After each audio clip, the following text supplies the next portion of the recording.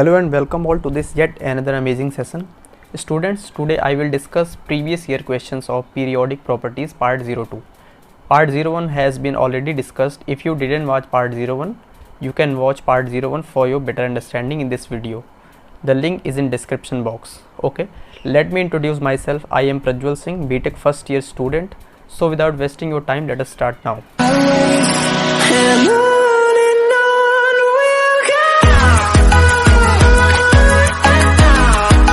Let us start with question number 12. It has been asked on 18 March 2021 का question. ठीक, the question says the first ionization energy of magnesium is smaller as compared to that of element X and Y, but higher than that of Z. The element X, Y and Z respectively are. ठीक है, तो magnesium की ionisation energy compare करनी है इन सब से. ठीक, magnesium दिया है, उसकी ionisation energy X Y Z इन तीनों से कंपेयर करनी है. ठीक है, तो ऑप्शन से एक बार देखें इस क्वेश्चन के.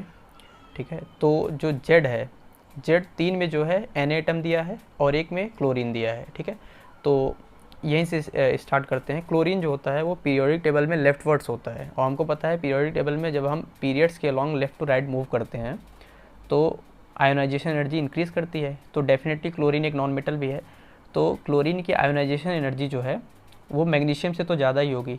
बट इस क्वेश्चन में क्या बोला है, but higher than that of Z. ठीक है, मैग्नीशियम की जो है हायर है, मतलब ये गलत दिया हुआ है, तो फोर्थ ऑप्शन डायरेक्टली हम नेगलेक्ट कर सकते हैं यहाँ से. ठीक है, अब बचे 3 ऑप्शन जिसमें Na है. तो हमको पता है कि सोडियम, मैग्नीशियम, इसका आउटर मोस्ट कन्फिग्रेशन होता है 3s1, इसका होता है 3s2. तो हमको पता है कि मैग्नीशियम की जो फर्स्ट आयोनाइजेशन एनर्जी होती है वो ज़्यादा होती है एज़ कम्पेयर टू सोडियम. ठीक है, तो इन्हीं तीनों ऑप्शन में से कोई एक करेक्ट ऑप्शन है. ठीक है, अब इन तीनों में से कोई हो सकता है. देखते हैं आगे. यहाँ पर क्लोरीन है और लिथियम है, एक्स वाई एलिमेंट, और यहाँ पर आर्गन लिथियम है और आर्गन क्लोरीन है. ठीक है, एक बार लिथियम की बात करें. लिथियम जो है, लिथियम ये फर्स्ट ए ग्रुप का है, एल्कली मेटल है, और जो मैग्नीशियम है वो सेकेंड ए ग्रुप का है. ठीक है, जो सेकेंड ए ग्रुप के एलिमेंट्स हैं उनकी जनरली आयोनाइजेशन एनर्जी क्या होती है, हायर होती है as compare to the first A. ठीक है, तो यहाँ से हम दूसरे ऑप्शन को भी नेगलेक्ट कर सकते हैं. ठीक है, और यहाँ पर क्लोरीन है, क्लोरीन और लिथियम है. लिथियम वाला तो नेगलेक्ट कर चुके हैं, तो नेगलेक्ट करते ही हमारे पास आंसर आ गया. ठीक है, option number 3 is the correct answer. ठीक, अब आर्गन ये इनर्ट गैसेज है. ठीक है, इनर्ट गैसेज क्या होती हैं, एक्स्ट्रा स्टेबल होती हैं, क्योंकि इनका ऑक्टेट कंप्लीट होता है. दैट इज़ वाई इनकी आयोनाइजेशन एनर्जी जो होती है वो काफ़ी हायर होती है. ठीक है, और क्लोरीन भी एक नॉन मेटल डिस्कस कर चुके हैं, पीरियोडिक टेबल के लेफ्ट वर्ड्स में आता है. दैट इज़ वाई इसकी भी आयोनाइजेशन एनर्जी मैग्नीशियम से हायर होगी. तो एक्स वाई एलिमेंट ये है और जेड ये है. I think it is clear now. Let's move to the question number 13. The question says consider the elements magnesium, aluminium, sulfur, phosphorus and silicon the correct increasing order of the first ionization energy. ठीक है, तो ionization energy पे based ये भी question है. तो इन question में क्या करना है, पहले जो है एटॉमिक नंबर के सीक्वेंस में इनको अरेंज कर लेना है. तो मैग्नीशियम, एल्यूमिनियम, उसके बाद सिलिकन, फॉस्फोरस एंड सल्फर. ठीक है, इनका एटॉमिक नंबर लिख लेते हैं 12, 13, 14, 15 एंड 16. ठीक, अब इनके कन्फिग्रेशन भी लिख लेते हैं. इसका कन्फिग्रेशन 3s2 आउटर मोस्ट. ठीक, इसमें 3p1 आएगा, इसका 3p2 आएगा, इसमें 3p3 आएगा और इसका 3p4 आएगा. ठीक है, अब जनरल ट्रेंड क्या होता है कि लेफ्ट टू राइट जब हम अलॉन्ग द पीरियड्स मूव करते हैं तो आयोनाइजेशन एनर्जी जो है इंक्रीज़ करती है, लेकिन यहाँ पर इलेक्ट्रॉनिक कन्फिग्रेशन नेबरिंग इफेक्ट भी देखना है. ठीक है, तो यहाँ 3s2 3p1 एस ऑर्बिटल का जो पेनिट्रेशन इफेक्ट ज़्यादा होता है, इसलिए जो एल्यूमिनियम से ज़्यादा मैग्नीशियम की आयोनाइजेशन एनर्जी हो जाएगी. ठीक है, तो एल्यूमिनियम का कम हो जाएगा और मैग्नीशियम का ज़्यादा हो जाएगा. ठीक, उसके बाद सिलिकन और फॉस्फोरस AlMg, Mg से ज़्यादा जो है सिलिकन का हो जाएगा. ठीक है, सिलिकन के बाद जो है फॉस्फोरस, ये हाफ फील्ड कन्फिग्रेशन है P3. ठीक है, हाफ फील्ड ऑर्बिटल है तो एक्स्ट्रा स्टेबल है. दैट इज़ वाई फॉस्फोरस का ज़्यादा होगा ही इसमें, ट्रेंड के हिसाब से भी और कन्फिग्रेशन से भी. ठीक है, तो ये फॉस्फोरस का ज़्यादा होगा. लेकिन यहाँ पर जो है सल्फ़र और फॉस्फोरस, यहाँ भी इलेक्ट्रॉनिक कन्फिग्रेशन इफेक्ट लगेगा। इसका हाफ फील्ड है तो सल्फ़र का ट्रेंड के हिसाब से ज़्यादा होना चाहिए था, लेकिन कन्फिग्रेशन इफेक्ट की वजह से सल्फ़र का जो है फॉस्फोरस से भी कम हो जाएगा। तो सिलिकॉन के बाद जो है ऑर्डर आएगा सल्फ़र का, देन आएगा फॉस्फोरस का। ठीक है, ये option number first is the correct answer, Al, Mg, silicon, sulfur, phosphorus. I think it is clear now. Let's move to the question number next.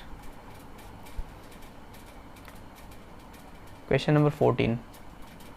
The correct order of bond dissociation energy of halogens. ठीक है, तो bond dissociation energy पे question है। Bond dissociation energy क्या होता है कि मतलब बॉन्ड ब्रेक करने में कितनी एनर्जी रिक्वायर्ड होती है। ठीक है, तो इसको देखते हैं। हमारे पास FF है, ClCl है, ब्रोमीन एंड आयोडीन। ठीक है, अब इसमें जनरल रूल क्या है, इसमें कौन से ऑर्बिटल पार्टिसिपेट किए हुए हैं बॉन्डिंग में, 2p ऑर्बिटल होंगे, इसमें 3p होंगे, इसमें 4p और इसमें 5p। ठीक है, जैसे जैसे नीचे जा रहे हैं हम fluorine, chlorine, bromine to iodine, तो ओवरलैपिंग एक्सटेंट जो है वो घटता जाएगा, क्योंकि ऑर्बिटल्स की साइज बड़ी होती जा रही है और ओवरलैपिंग उतनी अच्छी होगी नहीं। तो जनरल ट्रेंड क्या होना चाहिए था कि जो बॉन्ड डिसोसिएशन एनर्जी है वो ऐसे डिक्रीज़ होगी। ठीक है, लेकिन ये गलत ऑर्डर है। एक्चुअल ऑर्डर जो होता है वो क्लोरीन पहले आता है, फिर ब्रोमीन आता है, fluorine, then iodine, Cl2, Br2, F2, I2। Actual order ये होता है। ठीक है, ऐसा क्यों, फ्लोरीन तीसरे नंबर पे कैसे आ गया, इसको तो सबसे ज़्यादा होना चाहिए था क्योंकि इसकी ओवरलैपिंग एक्सटेंट बहुत अच्छी होगी। ठीक है, तो यहाँ पर एक और इफेक्ट लगता है इसके ऊपर, क्या कि जो इंटर इलेक्ट्रॉनिक रिपल्शन है वो फ्लोरीन में बहुत ज़्यादा होगा, क्योंकि 2p ऑर्बिटल है तो काफ़ी क्लोज होंगे। ठीक है, छोटे ऑर्बिटल हैं, और फ्लोरीन जब एक बॉन्ड बनाता है तो इसके पास 3 लोन पेयर होते हैं। ठीक है, यहाँ भी 3 लोन पेयर होंगे। ठीक है, इन लोन पेयर्स में इंटर इलेक्ट्रॉनिक रिपल्शन, इन इलेक्ट्रॉन्स के बीच बहुत ज़्यादा रिपल्शन होता है, जिसकी वजह से इसकी बॉन्ड डिसोसिएशन एनर्जी जो है वो बहुत डिक्रीज़ हो जाती है और ये 3rd प्लेस पे चली जाती है। ठीक है, तो इस हिसाब से option 3rd is correct. I think it is clear now. ठीक है, इस क्वेश्चन में क्या था, यही चीज़ थी कि जो फ्लोरीन है ये 3rd प्लेस पे चला जाएगा, और ये क्वेश्चन जो है कई बार रिपीट हो चुका है। ठीक है, तो इस क्वेश्चन को आप माइंड में रखें। ठीक है, इसको एकदम याद रखें क्वेश्चन को, ये मतलब फिर रिपीट हो सकता है ये क्वेश्चन। ठीक, तो इसमें यही था। I think it is clear. Let's move the question number 15। Match list first to list second. Electronic configuration और इलेक्ट्रॉन ये आयोनाइजेशन एनर्जी है। ठीक है, आयोनाइजेशन एनर्जी दी गई है ΔHi, आयोनाइजेशन एनर्जी। ठीक है, तो इस तरह के क्वेश्चनों को करने का सबसे बेस्ट तरीका क्या है, जो कन्फिगरेशन है इसको एलिमेंट आइडेंटिफाई कर लीजिए। 2 2 4, ये मतलब कौन सा एलिमेंट है, ये बेरिलियम है।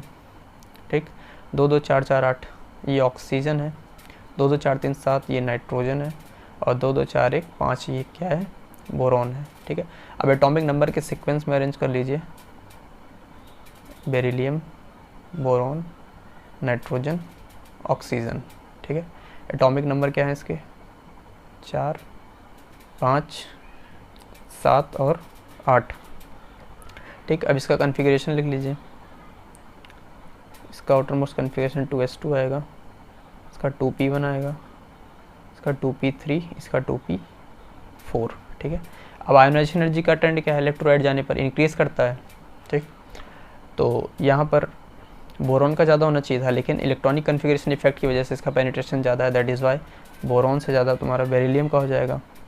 ठीक है, उसके बाद यहाँ भी इलेक्ट्रॉनिक कन्फिगरेशन इफेक्ट लगेगा, हाफ फील्ड ऑर्बिटल नाइट्रोजन। ठीक है, तो ऑक्सीजन से ज़्यादा भी नाइट्रोजन का हो जाएगा। ठीक, ऑक्सीजन देन नाइट्रोजन। ठीक है, इलेक्ट्रॉनिक कन्फिगरेशन इफेक्ट जो है नेबरिंग इफेक्ट होता है, ये हमेशा नेबर्स पे लगाना है, बेरिलियम, बोरॉन, नाइट्रोजन, ऑक्सीजन। ऐसा नहीं कि बेरिलियम और नाइट्रोजन पे लगा देंगे। ठीक है, तो ये चीज़ ध्यान दीजिएगा। तो ये ऑर्डर हो जाएगा। ठीक, अब आगे इसको कैसे करना है, यहाँ पर देख लो सबसे बड़ी वैल्यू कौन सी है, 1402। ठीक है, तो सबसे बड़ी वैल्यू जो है वो किसकी है, नाइट्रोजन की है। ठीक है, और नाइट्रोजन क्या है, ये 1:2 2:2 2p3, ठीक है। तो जो C वाला है ये 4th। उसके बाद ऑक्सीजन की सेकंड ग्रेटेस्ट वैल्यू 13 14, ठीक है। तो ये किसका है, ऑक्सीजन का है, थर्ड वाला, ठीक। और ये बी ऑप्शन में 2 2 4 4 8 ऑक्सीजन का है, तो बी वाला जो है ये हो जाएगा थर्ड, ठीक। उसके बाद जो है बेरिलियम का है 899 899, ये हो गया। बेरिलियम का 1:2 2:2, तो ए वाला जो है सेकंड, ठीक। अब बचा क्या है लास्ट, फर्स्ट वाला बचा है, किसका होगा, बोरॉन का होगा सबसे कम, ठीक है। तो ये डी वाला हो जाएगा, डी वाले का फर्स्ट, ठीक। अब ऑप्शन में ये ढूंढ के बस टिक कर देना था। I hope this is clear. Video पसंद आई हो, इन्फॉर्मेटिव लगी हो, so please hit the like button, share this video with your friends more and do subscribe my channel and press the bell icon and turn notification on for upcoming videos. इसी के साथ चलते हैं, मिलते हैं next video में। Till then, जय हिंद।